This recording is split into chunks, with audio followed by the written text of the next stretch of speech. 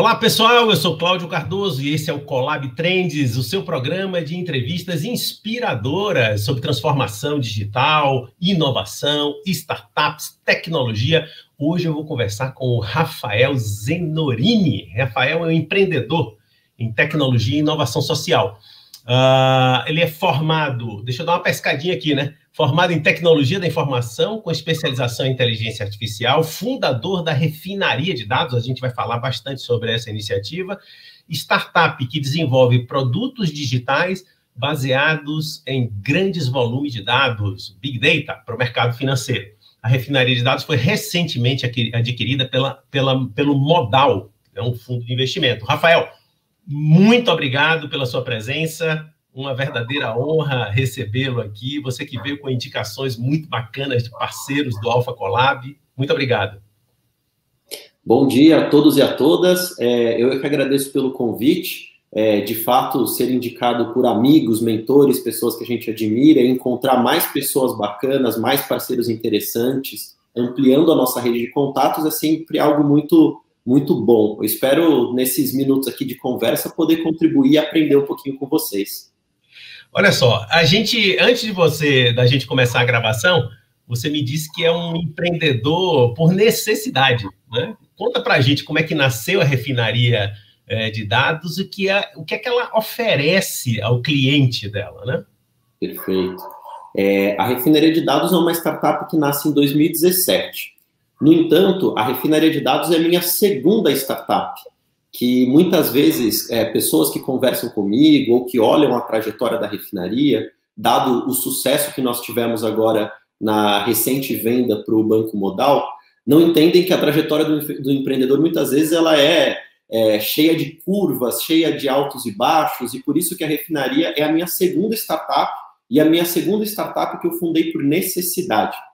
Sabe que tem uma história muito interessante antes de entrar na refinaria, no qual, na minha primeira startup, que eu fundei em 2013, chamada I Hear You, Eu Ouço Você, no qual nós desenvolvemos um aplicativo para que os usuários compartilhassem sons e sensações através de uma interface gráfica, com uma nuvem de palavras, com uma série de interações gráficas.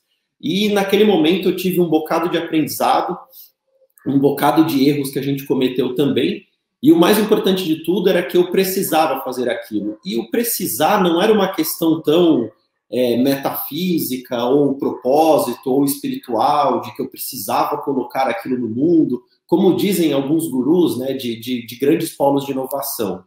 Rafael Zenorini, empreendedor brasileiro, bragantino, né, Bragança Paulista, para quem não sabe, é a terra da linguiça, saindo de Bragança para São Paulo, estudando e fazendo as coisas na raça, sendo recusado por diversas empresas, por diversas organizações, para diversos projetos que eu me propunha a ser colaborador, que eu me propunha a uma vaga de emprego. Então, de fato, quando eu fundei o iHear, a minha primeira startup, eu empreendi porque eu não tinha outra coisa para fazer.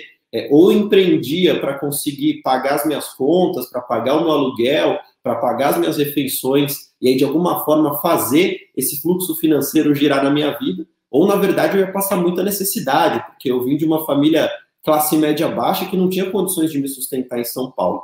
Então, o empreender por necessidade é, de fato, por necessidade mesmo. Assim, acho que por ter sido recusado inúmeras vezes em diversos empregos que eu me candidatei, em diversas iniciativas que eu tentei emplacar e não consegui, e no empreendedorismo eu vi uma saída de falar, bom, se ninguém quer trabalhar comigo, eu vou começar a trabalhar sozinho, chamar um punhado de amigos e de pessoas que estejam a fim de fazer alguma coisa, e vamos ver no que isso vai dar, né? Então, por isso que eu falo que eu empreendo por necessidade, desde a minha primeira startup, que infelizmente não deu certo, mas me trouxe um bocado de aprendizado, até como a minha segunda startup agora, a Refinaria de Dados, que dado ao trabalho que nós tivemos, o timing, né, bacana de mercado, as escolhas erradas e os aprendizados errados que nós fizemos de forma rápida, eu consegui concretizar um exit, né, que é a grande meta de todo empreendedor em tecnologia, para um grande banco, para uma grande instituição financeira. Legal. A gente vai ter tempo para falar do exit daqui a pouco, mas eu quero explorar ainda um pouquinho mais a questão do tema da sua oferta, né? Porque, veja, é claro que a gente pode até ser um pouco filosófico aqui, dizer que é a necessidade que move o mundo, né? Você teve a sua necessidade, tem uma saga e uma história edificante, bonita, que inspira todos, e tem a necessidade do cliente também, né? O cliente também está com urgência. Por exemplo, o mercado financeiro tem urgência para trabalhar com data science, com ciência de dados, com grandes massas de dados, integrar processos, e isso envolve grandes movimentos de dados, até antes do cliente poder receber um serviço, né, um produto, e se encantar com o produto. Ali por trás tem uma loucura, né? Uma imensa engenharia de dados, né? Que tipo de serviços específicos você poderia exemplificar, talvez não identificando os seus clientes, mas que tipo específicos no mercado financeiro você traria para a gente de exemplos, né? Tem uma grande massa de dados, os bancos ou as financeiras quebrando a cabeça para resolver um problema, e você vai lá e ajuda. De que forma? Perfeito, assim, raciocinando contigo sobre essa perspectiva de que o mundo é movido a necessidades, eu concordo demais com essa afirmação. E até por isso que a trajetória da refinaria de dados, a gente partiu de uma investigação intensa sobre as necessidades que o mercado tinha em relação a dados, né? Porque quando se fala de dados, isso na época, em 2017, quando fundamos a refinaria, já era uma grande tendência, né? Então, falar sobre Big Data, aplicações de inteligência artificial, ciência de dados, todas as instituições financeiras, do ecossistema da saúde, real estate, seguros, todas elas queriam trabalhar com tecnologias baseadas nesses conceitos. No entanto, mesmo para as grandes organizações, é muito difícil identificar que tipo de problema eu posso resolver com uma aplicação de inteligência artificial. Como é que eu lido com um grande volume de dados e como é que eu trago isso para a minha cultura de ser, de fato, data-driven? Então, para nós, na refinaria de dados, desde o começo, o trabalho mais intenso foi investigar quais eram as necessidades, os desafios, as dores que existiam, para depois desenvolver os nossos produtos e serviços, que para muitos empreendedores, assim, parece um pouco não lógico, né? Hoje, algumas bíblias de empreendedorismo, como o Steve Blank, ou como o próprio Eric Ries, né, do Manual do Empreendedor, ou do Startup Enxuta, falam sobre isso, né, de se apaixone pelo problema e não pela sua ideia. Mas, intuitivamente, a gente fez isso no começo da refinaria, até porque eu tinha feito o contrário na minha outra startup, né, que era pensar num produto, pensar numa solução, e quando você coloca aquilo no mercado, os usuários falam, mas peraí, eu não quero interagir com isso, né, eu não tenho essa necessidade, isso não resolve o meu problema. Então, isto posto, nós fomos investigando diversos mercados com o que a gente tinha de conhecimento técnico e com o embrião de uma tecnologia, assim, com algo que era alguns rascunhos de uns códigos que nós tínhamos feito e que resolveu alguns problemas baseados em dados, e a gente começou a bater na porta de diversos segmentos. Então, nós trabalhamos com varejo, nós trabalhamos com real estate, nós trabalhamos com seguro, nós trabalhamos com transportadoras de valores, nós trabalhamos com bancos e corretoras no mercado financeiro, nós trabalhamos com indústria e varejo farmacêutico, e toda a nossa lógica de construção da empresa foi exatamente nesse ponto que você mencionou, Cláudio. Onde é que existem os maiores problemas e quais os problemas que a gente conseguiu entender bem, consegue endereçar uma boa solução e que isso tenha potencial de ser escalável, ou seja, que não é só a corretora A que tem esse problema, mas a corretora A, B, C, D, E que com isso a gente consegue desenvolver um produto que resolva o problema de uma síndrome de mercado ou de um segmento específico. No mercado financeiro, nós começamos a trabalhar com diversas corretoras e bancos de grandes portes, através de programas de Open Innovation, através de programas de aceleração, e nós identificamos um primeiro problema, um primeiro desafio. Todas as pessoas vinculadas às instituições financeiras, sejam escritórios de agentes autônomos, sejam colaboradores, sejam representantes, sejam marcas e influenciadores associados, falam sobre a marca e falam para o mundo de coisas diversas em suas redes sociais. Então, tem um influenciador conectado à marca A e ele começa a falar sobre um determinado assunto. Eu tenho um assessor de investimento que também é conectado à minha corretora e eu começo a falar com um determinado assunto. E para a corretora e para o banco ficava aquela incerteza de, pera lá, o que essa turma está falando em Instagram, LinkedIn, Twitter, Facebook, Reddit, Telegram, em todas as redes sociais que ele interage, e como é que isso está relacionado ao mercado de capitais, e como é que toda essa fala, todo esse burburinho também está impactando, do ponto de vista reputacional, a minha marca, e está impactando do ponto de vista de comunicação, de atração de clientes à minha marca. Então, você tem uma massa de pessoas falando sobre o mercado financeiro, falando sobre esses assuntos, algumas delas conectadas contratualmente com a sua marca e muitas vezes com dificuldade de acompanhar tudo aquilo. Quando a gente começou a desenvolver a nossa tecnologia, que basicamente hoje monitora mais de 15 mil perfis relevantes dentro do mercado financeiro e identifica as correlações que existem desse burburinho do mercado com o mercado de capitais, com preços, cotações, oscilações dentro dos dados da Bolsa de Valores, as pessoas faziam isso de forma muito manual, né? Então eu abria lá o Twitter do mercado financeiro, de forma amostral, eu de uma área de compliance, eu de uma área de marketing de um banco, de uma corretora, olhava ali o que estava sendo dito a partir das tendências, das palavras-chave, das hashtags, e eu via, opa, tá tudo bem, né? O que a turma tá falando sobre mim tá bacana ou não. Ou também, tô vendo que o pessoal tá falando muito sobre Petri 4, né? O ticker da Petrobras. Como será que isso vai se comportar, né? Será que isso vai influenciar preço? Será que isso não vai? O que a refinaria fez foi automatizar todo o monitoramento de tudo que é dito por todos esses perfis relevantes das redes sociais e desenvolver modelos, algoritmos que consigam predizer, primeiro, qual que é o risco associado àquela comunicação, se alguém está falando mal de uma plataforma, de uma corretora, de uma marca, de um influenciador ou de um produto financeiro, e segundo, como é que esse zoom do mercado, como é que esse burburinho na FinTwit, de fato, ele impacta o mercado de capitais. Então, quando se fala muito sobre uma ação, quando ela vira uma meme stock, né, que é o que a gente brinca aqui, que é uma ação que vira piada dentro das redes sociais, isso impacta preço? Isso faz ela oscilar mais? Isso aumenta o volume financeiro de negociação dela? Então, foi tudo isso que a gente construiu dentro da nossa plataforma e oferece de forma software como serviço para bancos e corretoras hoje no Brasil. Muito legal. Agora, pelo menos uma dúvida aqui que me ocorre, aliás, 2 pontos. Um ponto é o seguinte, você tem que fazer uma análise de texto, né? Análise de texto para saber se é positivo, negativo, fala mal, fala bem. Esse é um ponto. E um outro ponto que eu fiquei curioso é o seguinte, várias mídias sociais, elas bloqueiam o acesso para os seus conteúdos, a não ser permitido pelo próprio usuário, esse tipo de coisa. Então, que mídias sociais é que vocês fazem esse mapeamento? De quais delas, né? Para vocês pegarem, né? De onde vocês extraem os dados, né? Perfeito. Essas mídias sociais, nós só trabalhamos com as informações que são tornadas públicas pelos usuários, dado que muitos deles são perfis que querem ser públicos, né? Que são perfis de relacionamento com clientes, são perfis que são canais de relacionamento.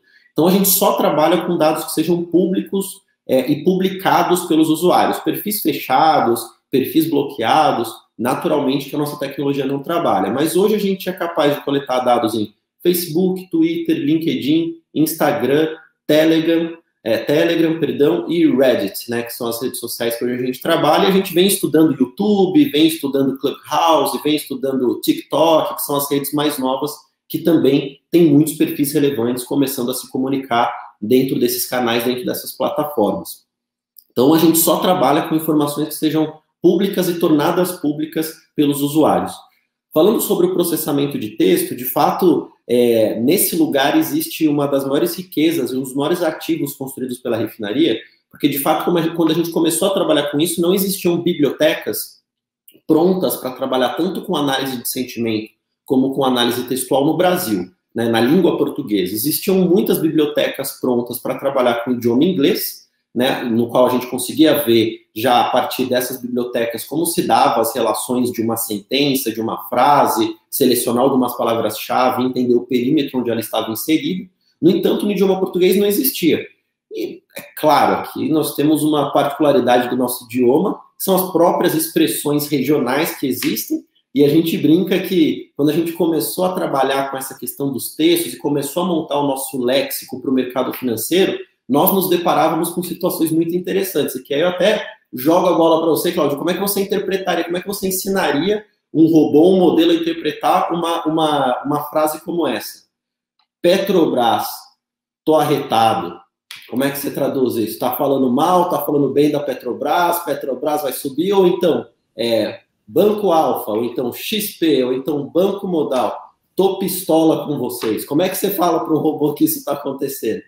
Tô pistola, o cara tá zangado, né? E se ele disse tô arretado, ele tá zangado com ele, né? Se ele dissesse tá, mudava tudo. Mas olha, evidentemente esse desafio existe em todas as línguas, naturalmente, e esses dialetos e expressões absolutamente específicas de quem morou em algum lugar, esse é um desafio espetacular. Mas o que mais me chama a atenção aqui é a empreitada que vocês da refinaria se prestaram a enfrentar. Não é uma empreitada trivial e tem aplicações espetaculares. Agora, eu queria sair um pouquinho desse mundo mais técnico, digamos assim, da sua solução, e falar do mundo empreendedor. Você, de alguma forma, começou falando disso a partir da minha provocação, né? A sua jornada, os seus desafios pessoais, etc.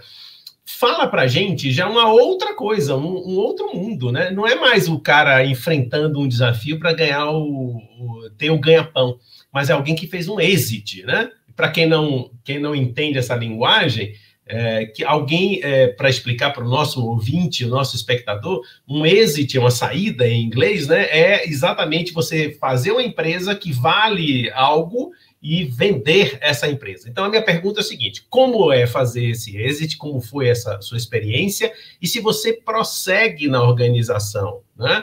E, mais uma vez, esclarecendo, algumas pessoas vendem a empresa, mas uma das condições para que essa venda seja feita é de que os gênios que a fundaram continuem nela, né? Como é que ficou a sua situação com essa venda e qual é a sua participação atualmente na refinaria de dados, que já não pertence mais a vocês apenas, né? Sim. Para quem já passou por essa experiência, tanto de empreender como de passar por um exit, né? Assim, vender a refinaria ou vender a sua organização para uma outra grande organização, talvez a sensação que a gente senta como empreendedor é alívio, né? Você fala assim, não, peraí, Rafa, não é possível, alívio, né? Você não era apaixonado pela sua startup? Completamente. Eu dormi e pensava na refinaria de dados. Assim, para mim era isso, no almoço, na janta, para mim era refinaria de dados e meu filho. Eram as duas coisas que passavam pela minha cabeça a todo momento no meu dia a dia. E aí você vem me falar que alívio você sentiu quando vendeu a empresa. E de fato é alívio porque é um senso de responsabilidade que a gente cria e que a gente tem nos ombros, conforme a empresa vai crescendo, que quando éramos eu e meu sócio, muito bem, né? Se a empresa fechasse, se tudo desse errado, mais uma vez ia ter que a gente ir lá e procurar emprego, ir atrás de uma oportunidade, trabalhar como consultor, se virar, né? Para pagar as contas. Agora, quando você começa a ter 3, 4, 5, 25 pessoas trabalhando na sua organização, esse peso nos ombros de, assim, se isso aqui der errado, qual é a rede que eu estou comprometendo, né? Qual é o número de pessoas que eu estou impactando? Não sou mais eu e meu sócio, as nossas famílias, né? Eu estou impactando 25 famílias. Então, quando a gente realizou o exit, assim, a primeira sensação que eu tive não foi aquela, nossa, uhul, soltar fogos, felicidade, champanhe.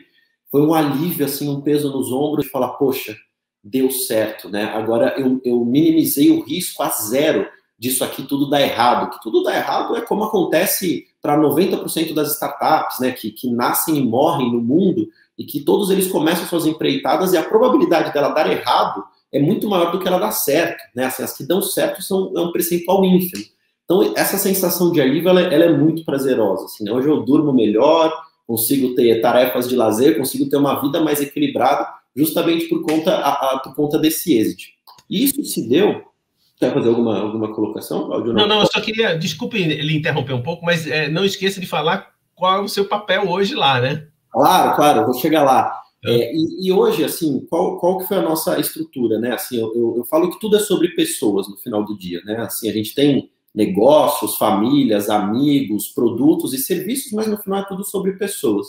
Então, a escolha de fazer o exit, não só pela questão financeira, mas por estar com pessoas que eu acredito, acho que foi a grande questão. E é claro, se eu vou para uma instituição financeira, como o Banco Modal e o Modal Mais, que eu escolhi estar com essas pessoas, eu escolhi vender a minha empresa por conta dessas pessoas, por acreditar nesse projeto, não faria sentido eu vender a companhia, tirar o meu time de campo e simplesmente abrir uma outra empresa, ou tirar um ano sabático, ou fazer qualquer outra coisa da minha vida.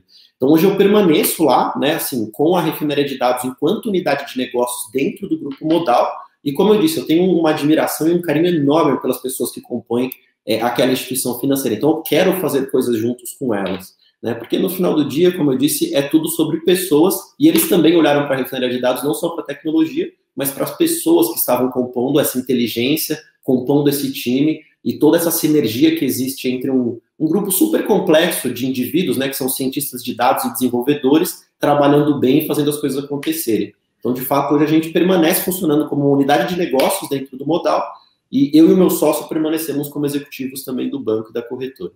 Muito legal. Rafael, agora, uma das questões que me chama a atenção no seu depoimento é de que, de certo modo, a sua startup fez uma jornada dentro do ecossistema, do que se chama de ecossistema de inovação, esclarecendo para o nosso espectador, ou seja, dentro do ecossistema tem promotores e construtores de startups, mentores, dinheiro para investir, ou gente que quer comprar, como vocês fizeram, esse movimento, né? Então, tem toda uma digamos assim, uma comunidade que nós chamamos de ecossistema, e tem essa jornada, né? Começa pequena, tem um investidor anjo, aí depois um pouquinho mais de dinheiro, tem gente que aposta porque agora já está um pouquinho mais de pé o negócio, enfim. Eu estou falando de uma forma bem aparentemente simplificada, mas para dar uma ideia do que é esse ecossistema. Como foi a sua experiência com a construção da startup até ela se tornar um negócio não apenas rentável, mas promissor o suficiente para ser adquirido? A maturidade do ecossistema brasileiro de inovação e de startups, de fato, ele foi acontecendo também de acordo com a trajetória da refinaria, e nós nos beneficiamos muito disso, Cláudio. Assim, a refinaria não teria chegado onde ela chegou, seja atendendo os clientes que ela atende hoje, seja por conta do êxito que nós tivemos agora, né, na transação com o Modal, se não fossem as aceleradoras, se não fossem os mentores, se não fossem os investidores, mais uma vez, né, voltando àquela máxima que no final do dia é tudo sobre pessoas. As pessoas que nos ajudaram nesse processo, dos programas de aceleração que nós participamos, e nós participamos de vários, assim, desde a fundação da refinaria, nós nos inscrevemos em programas de aceleração e a gente dava as caras mesmo, ia conhecer as pessoas, ia conhecer as empresas, programas de inovação aberta, iniciativas de mentorias coletivas, no qual a gente se conectava com outros empreendedores, programas de grandes empresas também que começaram a abraçar as startups e querer esses malucos e malucas, né, que estão criando e pensando ideias, coisas super fora da caixinha, também próximos das grandes organizações, e a gente participava de tudo. Então, essa maturidade de investidores, ciclos de formação, aceleradoras, colaboradores, né, desenvolvedores que querem trabalhar, ou pessoas que querem trabalhar dentro das startups, de fato, quanto mais maduro isso está, e no Brasil a gente vem num crescimento exponencial de maturidade, sendo apoiados por diversas iniciativas que eu posso citar nomes aqui, como Liga Ventures, Cubo, a gente se beneficiou muito de programas de aceleração como o Brasil Lab, são N iniciativas da turma da Fisher, que são grandes mentores que nos ajudaram em toda a nossa trajetória também, são coisas que criaram uma rede que possibilitaram o início da nossa trajetória. Então, como a gente começou? Com uma ideia que a gente tinha, com o embrião de uma tecnologia, com uma demanda que nós recebemos do mercado. Eu cutuquei, eu nem era meu sócio na época, era um colega de faculdade, e falei, Gregório, dá para fazer isso aqui? Você acha que a gente consegue desenvolver uma solução para esse problema que a gente foi demandado? Ele falou, eu acho que dá sim. E aí, com isso, a gente começou a refinaria, indo em programas de aceleração, conversando com empresas, conectando a mentores. Então, assim, eu tenho inúmeros mentores, inúmeras pessoas que fazem parte desse ecossistema e foram muito generosas na nossa trajetória. Algumas se tornaram investidores, outras se tornaram amigos e amigas, se tornaram colegas de trabalho e que nos ajudaram, sem dúvida nenhuma, a concretizar o que era uma hipótese de uma solução em um produto, serviço que depois virou uma empresa. Fantástico, o caso que qualquer ecossistema quer, né? Ter para apresentar, dizer, olha, está aqui, funciona, né? E funciona de um modo que não é algo corporativo, é comunitário, ele é um tanto, digamos assim, caótico, no sentido de que ali é livre, é um mercado livre, tem várias pessoas atuando e várias oportunidades. Agora, eu brinco, Cláudio, que o ecossistema ele é caórdico. Eu falo que ele é... Isso, tem teorias, inclusive, as teorias caórdicas, né? Exato, é o caos com a ordem, é exato. Então, complete o caos, está todo mundo batendo cabeça, está todo mundo se entendendo, mas está todo mundo se ajudando, está todo mundo sendo muito generoso, assim, e eu acho que o mais legal do que acontece em trajetórias como uma da refinaria, que muitos empreendedores fazem isso, é isso retornar para o ecossistema, né? Então, de que forma agora eu, Rafael, que tive uma experiência de sucesso, digamos assim, posso me tornar investidor anjo de uma startup, posso ser mentor de startups, posso devolver para o ecossistema e, quem sabe, um dia fundar uma nova startup e voltar para o início do ciclo, né? Então, acho que tem uma generosidade que ela é contínua e isso faz com que seja um efeito bola de neve e que o ecossistema fique cada vez maior e mais maduro. É o famoso ciclo virtuoso, né? De que ganha-se e todos ganham e todos contribuem. Muito legal esse seu depoimento num programa de entrevistas que roda dentro de um hub de inovação e é parceiro de alguns desses personagens que você mencionou aí. É uma alegria para a gente, né? Uma espécie de carta de confirmação de que, olha, funciona, faz bem, gera riqueza, gera oportunidade, gera emprego e gera alternativas para investidores também, né? Agora, veja, vamos prestar contas ao nosso nome aqui, Trends, né? Tendências, futuro, visão do porvir. E eu quero explorar aqui um pouco, no bom sentido, a sua presença, Rafael, para lhe perguntar sobre tendências de futuro de ciências de dados, da sua aplicação. Não exatamente mais do ecossistema, isso é outro assunto, né? Mas, assim, dentro desse mundo, e para ser bem, talvez, mais simples, captar dados que estão dispersos, não estão tão bem estruturados, né? Processar esses dados, ter a capacidade de interpretar e transformar ele em informações de valor para qualquer tipo de negócio. No seu caso, mais no mundo financeiro. Mas existem todos os outros mundos, né? A gente não precisa nem enumerar.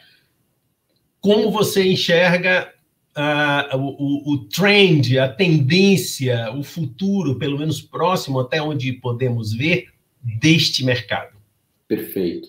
Eu vou começar pela próxima onda que eu enxergo como tendência, mais uma vez por conta da necessidade, e depois eu vou trazer um exemplo prático do que nós já estamos fazendo enquanto tecnologia, que eu considero tendência para o mercado financeiro. Então, eu vou primeiro para um caso, digamos assim, mais de visão mesmo do que eu acho que precisa acontecer e do que vai acontecer por necessidade. Depois eu vou trazer um caso prático de desenvolvimento tecnológico em si. Então, primeiro, a próxima onda de inovação e de desenvolvimento em ciência de dados, em aplicações de inteligência artificial, né, que inteligência artificial é uma disciplina científica, né, assim como biologia, matemática, e dali nascem as ramificações, as aplicações e algumas sub-áreas, como no caso aqui a ciência de dados.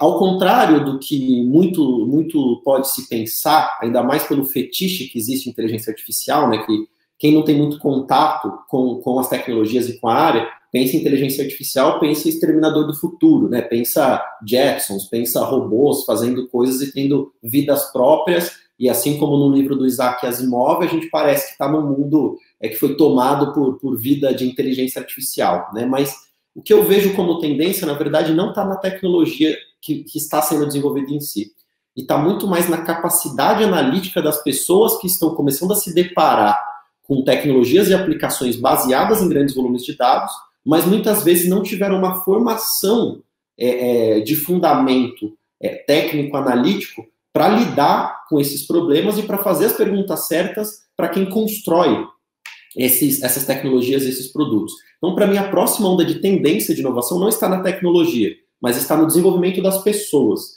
Então, cada vez mais eu vejo que em grandes organizações, a área de ciência de dados, a área de tecnologia, a área de produção e de desenvolvimento de aplicações baseadas em dados, ela passa a ser core, né? Ela passa a ser centro, ela passa a ter visibilidade, ela passa a ter orçamento, ela passa a ter capital político. E qual que é a tendência que vai acontecer? É que isso se espalhe para toda a organização. Então, do presidente, a pessoa que faz o cafezinho, aos analistas, aos coordenadores, gerentes em organizações de grande porte, a tendência é que cada vez mais as pessoas tenham um skill set, né, um conjunto de habilidades capazes de lidar com informações, capazes de lidar com dados, capazes de fazer boas perguntas para grandes volumes de dados. Então você vê diversas iniciativas hoje que ajudam na formação e no desenvolvimento, não só de cientistas de dados, mas pessoas que tenham capacidade analítica, letramento no grande conjunto de dados, para poder ajudar a fazer boas perguntas. Porque todo problema de ciência de dados começa com boas perguntas e bom entendimento do negócio, não com algoritmos, não com relacionamento com dados. E para isso é preciso preparar as pessoas e preparar a organização para estarem aptas a fazer boas perguntas. Então, para mim, a tendência está no esticar e na evolução das pessoas que acompanham as organizações, pequeno, de médio, de grande porte, nesse letramento em relação ao que é inteligência artificial de fato e como lidar com grandes volumes de dados. Então, acho que esse é o primeiro ponto que eu vejo como tendência. Mas posso falar mais um pontinho? Por favor, complemente. O outro ponto, que aí sim agora eu vou entrar na tecnologia, que é algo que a gente vem estudando e trabalhando muito aqui, é no uso de dados alternativos, né, para o mercado financeiro. Então, o mercado financeiro já é um lugar populado de dados, né? Então, hoje a gente tem os dados de preços, de cotações, os dados de geração de ordem, de volume financeiro, tem plataformas maravilhosas como o Profit Pro, como o MetaTrader, que me permite já desenvolver alguns robôs que automatizem algumas ações. Então, toda a parte de dados, né, de macroeconomia, das cotações dos preços, ele já está disponível, né? Seja em plataformas como essas que eu mencionei, seja você coletando os dados direto ali de algumas fontes públicas e privadas. A refinaria de dados vem trabalhando junto ao Modal no desenvolvimento de modelos e produtos que façam uso de dados alternativos. E onde é que a gente está chegando, que é a hora que a gente começa a sair de dados mais tradicionais e clássicos para esse uso de dados alternativos? Primeiro, essa camada de redes sociais, que a gente já dominou, já identificou e já entende, consegue antecipar as correlações que existem entre o burburinho e preços, cotações, oscilações e volume negociado. No entanto, a gente está partindo para uma nova camada, que é entender, a partir de falas, comunicações e das expressões daquelas pessoas públicas, daqueles agentes do mercado ou agentes políticos, em como aquilo vai impactar o mercado no futuro. Então, eu vou dar um exemplo lá de fora para não trazer o nosso exemplo brasileiro aqui e não contaminar a nossa conversa com nenhum viés político, né? Mas, basicamente, a gente já consegue entender, no ano passado, quando o Trump fazia algum discurso, pelas feições dele, não só pelo que ele dizia, mas de acordo com o levantar de sobrancelha, com o movimento facial, com uma expressão um pouco mais forte, a gente já conseguia entender a partir daquele discurso qual que ia ser o impacto no mercado de capitais. Então, antes do conteúdo, a forma já consegue ser identificada por nós e a gente já consegue antever como é que isso vai trazer impactos para o mercado de capitais. Então, é isso que a gente tem visto agora como tendência, que é começar a trazer a parte de processamento de linguagem natural, processamento de imagem, com técnicas de aprendizado profundo, né, o Deep Learning, mas naturalmente entendendo as aplicações disso em casos mais práticos, como nas próprias operações do mercado financeiro. Muito, muito interessante. Eu vou tomar a partir de agora mais cuidado com os meus movimentos de sobrancelha, embora eu não seja um influencer, né? Olha, muito obrigado, Rafael, pela sua presença, super ilustrativa. Você traz um tema espetacular, uma imensa avenida aberta à frente. Sucesso nessa nova fase da sua vida. E casa aberta aqui para você. Muito obrigado. Maravilha. Eu agradeço mais uma vez pelo convite. Obrigado, Cláudio. Obrigado a toda a turma do Alpha Collab, o Hub Alpha de inovação. E contem comigo também para o que precisar. Contem com o Rafa, contem com a refinaria. Como eu quero ajudar a devolver um pouco do que eu obtive também do ecossistema. Então, o que precisarem, empreendedores e empreendedoras em começo de jornada, em final de jornada, prestes a serem adquiridos, instituições que queiram começar um programa de inovação, meus contatos, meu LinkedIn está super aberto, podem me acionar e contem comigo, vamos juntos. Muito obrigado, Rafael. Chega ao fim mais um Colab Trends. Hoje eu conversei com o Rafael Zenorini, que é o fundador da Refinaria de Dados. Um super tema, não é não, gente? Uma entrevista muito gostosa. Bom, você já sabe como fazer, né? Se inscreva no canal aqui no YouTube, ative seu sininho para receber notificações de novos vídeos. Dê o seu like se você gostou e nos acompanhe também pelo Spotify, faça sua caminhada, enfim, dirija seu carro ouvindo as nossas entrevistas que são bem legais. Então, até a próxima!